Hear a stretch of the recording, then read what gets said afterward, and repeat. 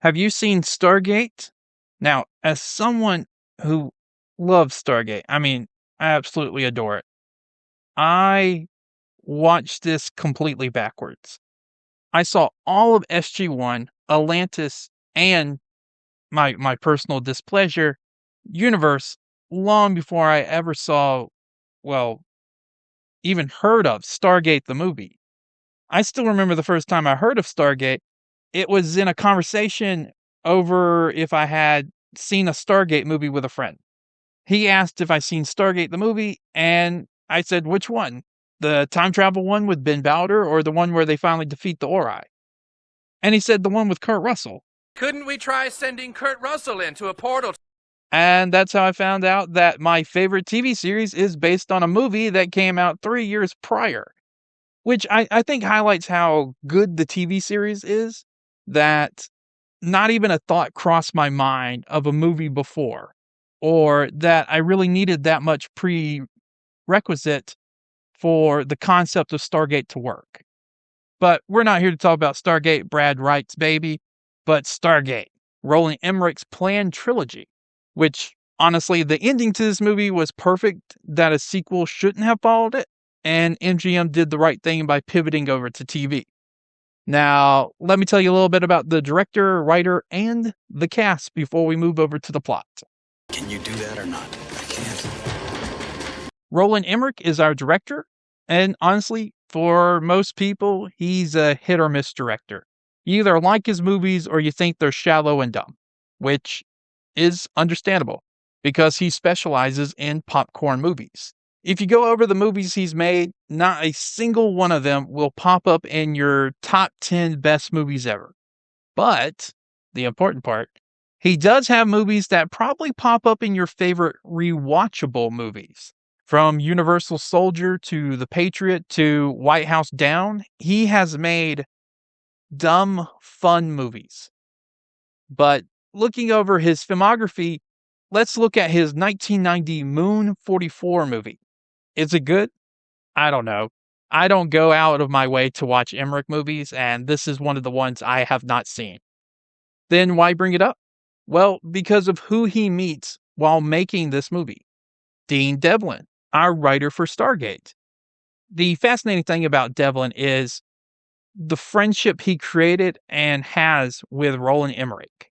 Post 1990, or Moon 44, they worked together almost exclusively on each other's movies for 12 years. Even with Emmerich wasn't directing, he was producing movies that Devlin wrote, starting with their first partnership, Universal Soldier.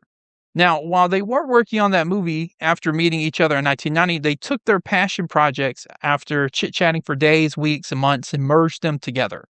Emmerich wanted to make a movie about ancient Egypt, mainly because he loved the architecture, but it was about modern-day people discovering an artifact that proves Egyptians were influenced by alien civilization.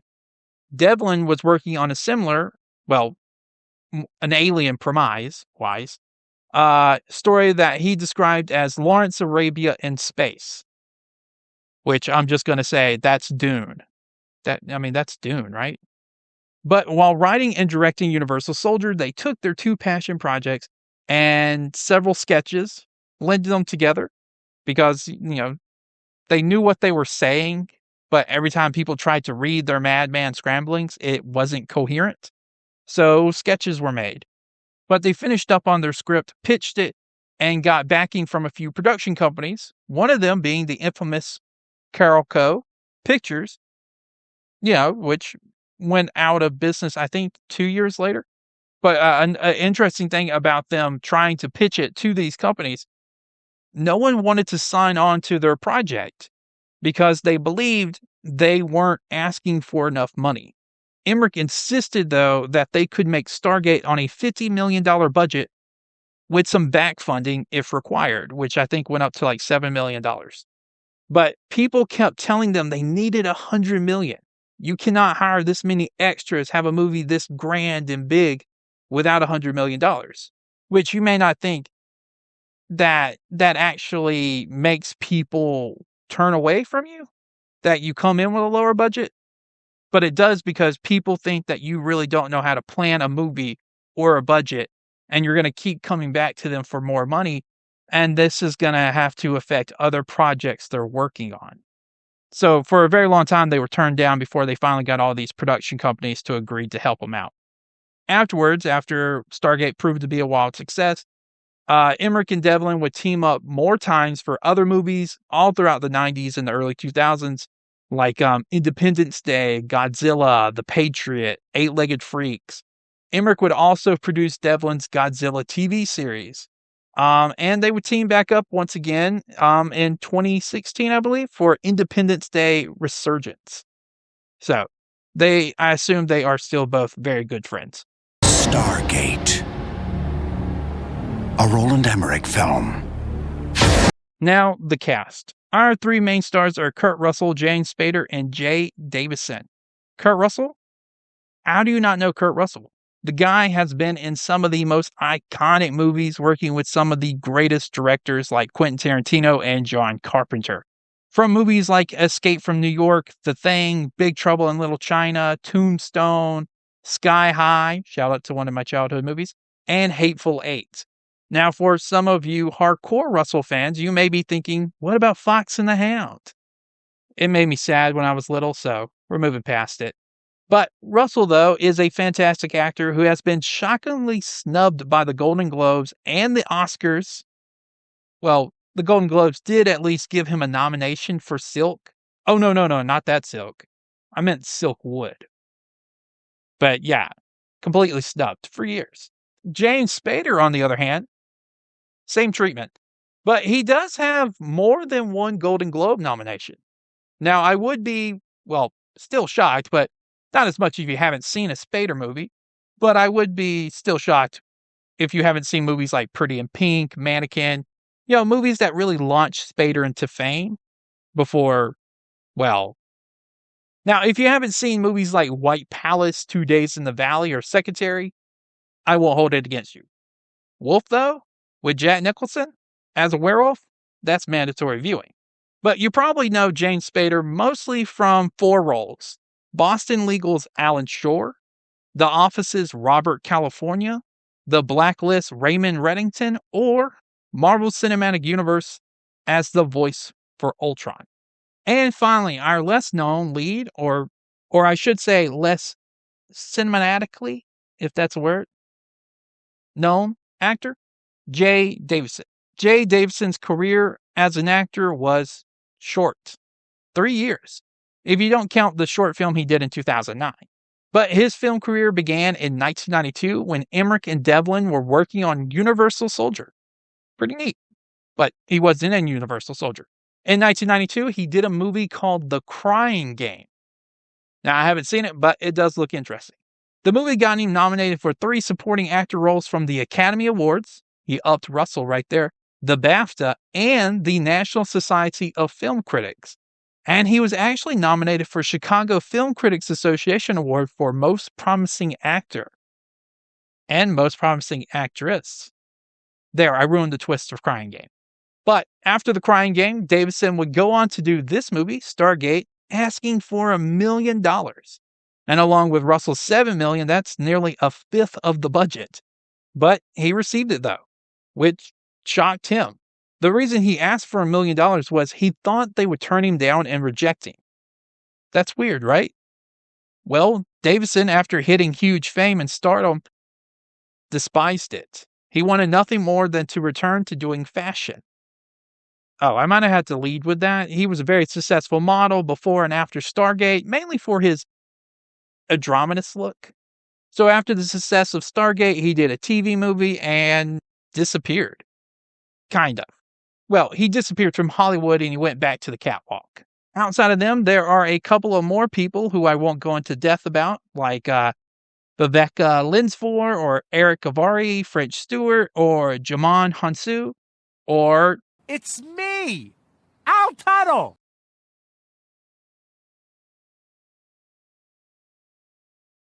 Now, in order to tell this movie's plot as quickly as possible, I will be using Wikipedia's shortened plot. A lot may be missing, and a few big moments will probably just be quickly summarized, but, let's get started.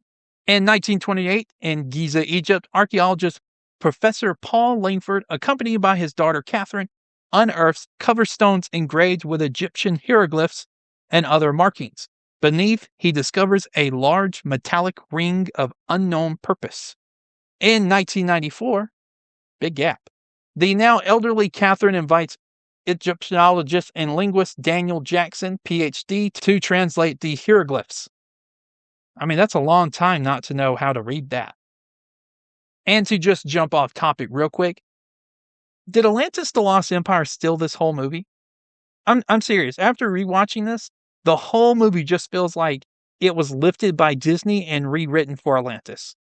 Maybe not the ending, but definitely the beginning and the language barrier and the discovery with the interpretation of the language. I mean, if it ended with Jack O'Neill sitting in the office with Catherine Langford, I would have been floored. But maybe that's just old school stereotypical storytelling. These stones, though, are located underground at a military installation in Colorado, not the Cheyenne Mountain, and are now part of a classified U.S. Air Force project overseen by Special Operations Colonel Jack O'Neill. Jackson determines that the hieroglyphs refer to a Stargate, which uses star constellation as spatial coordinates. He is then shown the Stargate, the ring device from Giza. They use his coordinates to align the Stargate's rotating inner track with a V-shaped marking, or chevrons, along its outside. When all 7 chevrons are locked in, a wormhole opens, connecting the Stargate with a distant planet. Jackson joins O'Neill and his team, Riley, Poirot, Freeman, Brown, Ferretti, and Kowalski, as they pass through the wormhole, which is crazy. He just solved their big mystery, and they immediately open the Stargate and are preparing to venture through. Not ifs, ands, or buts. They just go, oh my God, punch it in. It would have been nice to see a little more build up, a debate over what they think aligning it would do, just something. But the movie basically needs to move along unless we do a 3-hour cut. And the director's cut, I think, added a grand total of 6 or 8 minutes, which I think they should have had those minutes in. You didn't remove enough to actually change the movie, but it is enough to make people wonder why O'Neill took a bomb through the Stargate.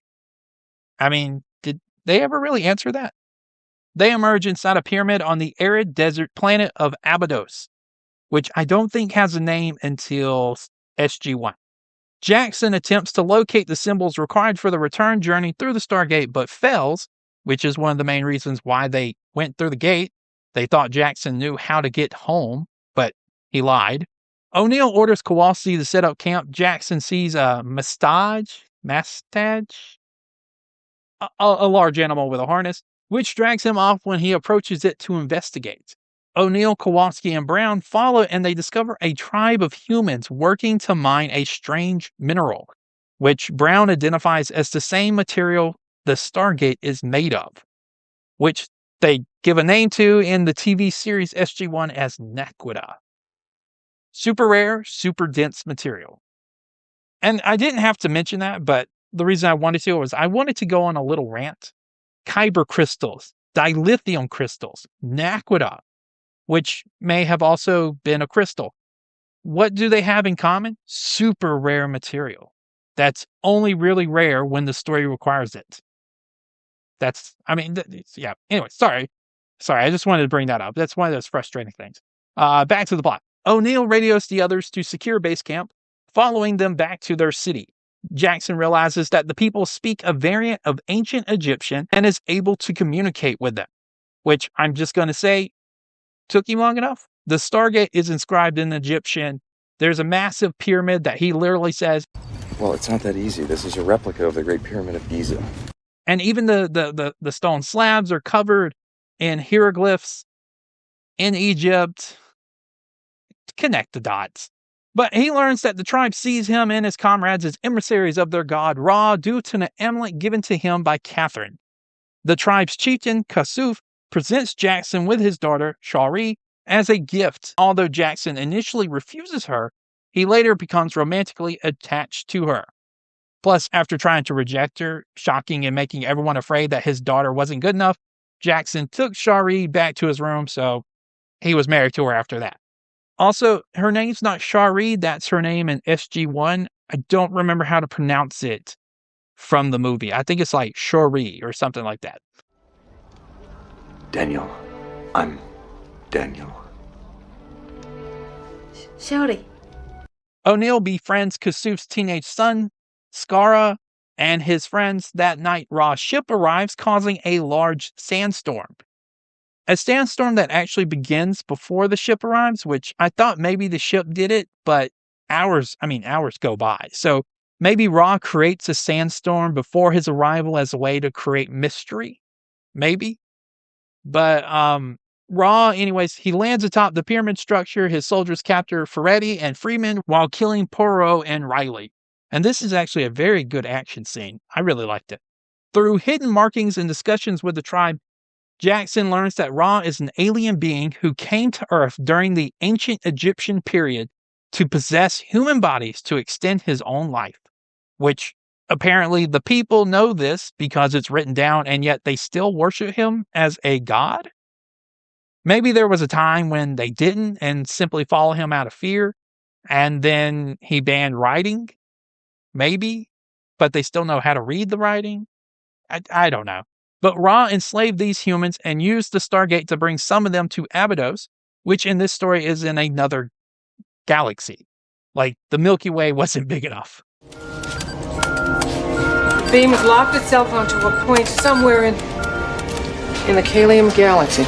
Humans on Earth revolted, overthrew Ra's overseers, and buried the Stargate to prevent its use.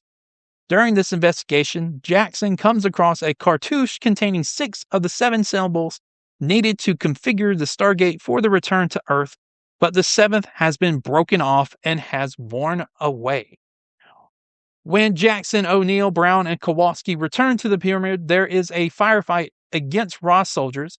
Brown is killed, Kowalski is injured, and Jackson and O'Neill are captured and brought before Ra and his guards, who are revealed to be humanoids, but not Jaffa's, when they retract their armor headpieces. Also, in the credits, their names are Horus and Anubis, so apparently Ra had some humans made into semi-gods to dictate his commands, which is kind of interesting. A firefight ensues and Jackson is killed. O'Neill is incapacitated and is incarcerated with the others. Ra places Jackson's body in a sarcophagus-like device, which would become known as the sarcophagus, that regenerates him. Ra then shows Jackson a nuclear bomb, which O'Neill had secretly brought with him. Well, that actually happened before, but he did show him that he was going to use it with the Naquadah to create a bigger explosion, try to wipe out mankind's culture and history and its people on Earth. But, tomato, right? Perceiving their arrival with a bomb as an act of war, Ra declares his intentions to send it back through the Stargate to Earth, along with a shipment of the mineral. Damn, I really should read this ahead. Which will increase its explosive power 100-fold, essentially creating a civilization-ending event. Ra then orders the human tribe to watch as he prepares to force Jackson to execute the others to demonstrate his power. But Skara and his friends create a diversion that allows Jackson and O'Neill and Kowalski and Ferretti to escape, while Freeman is killed. In most movies, this would be our climax to wrapping up the story. Instead, we get another 30 minutes, 45, somewhere around there. They flee to a nearby cave to hide from Ra. Skara and his friend celebrate, and Skara draws a sign of victory on the wall, which Jackson recognizes as the final Stargate symbol needed to return to Earth. O'Neill and his remaining men aid Skara in overthrowing the remaining overseers, and then launch an attack on Ra, who sends out fighter ships to strap the humans while he orders his ship to depart. The humans outside run out of ammunition and are forced to surrender to the fighter ship pilots. Sorry, just another pause. Why? Why did they get out of their ship? You can just strafe them all day now. Just lay waste to them. Also, I'm guessing those fighter pilots didn't see the huge contingent of people marching across the desert while they were flying in the sky. Sorry, just the way I think. But the rest of the tribe, seeing that their false gods are really humanoid, rebel against the guards and overthrow them. This is another thing out of alignment. They find out about the humanoid beforehand. So when O'Neill and his team go on a march against Ra, the people don't join them. That's why their arrival is so critical to ousting Ra. But like I said earlier, we could have done this before, but we needed to have Jackson find out about the sign of victory, which he could have done after they defeated Ra when they believed there was no hope of returning. That would have been interesting. Anyways, I'm getting distracted. Shari is killed, but Jackson takes her body and sneaks aboard Ra's ship using a teleportation system, leaving O'Neill to fight Ra's guard captain, Anubis. Jackson places Shari in the regenerative device, and she recovers, but Ra discovers them and attempts to kill Jackson. O'Neill activates the teleportation system, killing Anubis and allowing Jackson and Shari to escape the ship. O'Neill and Jackson then, after having a cheeky moment, teleport the bomb to Ra's ship, destroying the ship and killing Ra. With the humans freed, the remaining team, O'Neill, Kowalski, and Ferretti, return to Earth while Jackson chooses to stay behind with Shari and the others. 3 weeks later, Jackson tries to dial home once he realized all the luxuries he gave up to live in 5000 BC. He died a few years later from loneliness after giving everyone smallpox and the flu. Ooh, just imagine if that was an episode of Stargate. I mean, Daniel sneezing alone could have decimated planets. Oh, right. Sorry. This is a review of Stargate, 1994. Now, the hard part, the review. The movie isn't bad. It's not great, but definitely isn't bad. And it has the benefit of giving birth to my favorite TV shows. But its biggest problems aren't story destroying or such massive plot holes that you can't watch the movie. Examples: how did they have a star map of known stars and galaxies in the whole universe? This isn't really an example of a plot hole, but more along the lines of directors and writers not knowing the difference between systems and galaxies, or they did know and they wanted the jaw-dropping vocabulary of galaxies instead of saying systems. You see it all the time in sci-fi. It's fairly common. Or a satellite receiver where there are no satellites. Things like this may be nitpicky for you, but it doesn't ruin the movie. It just shows how little our director and writer knows.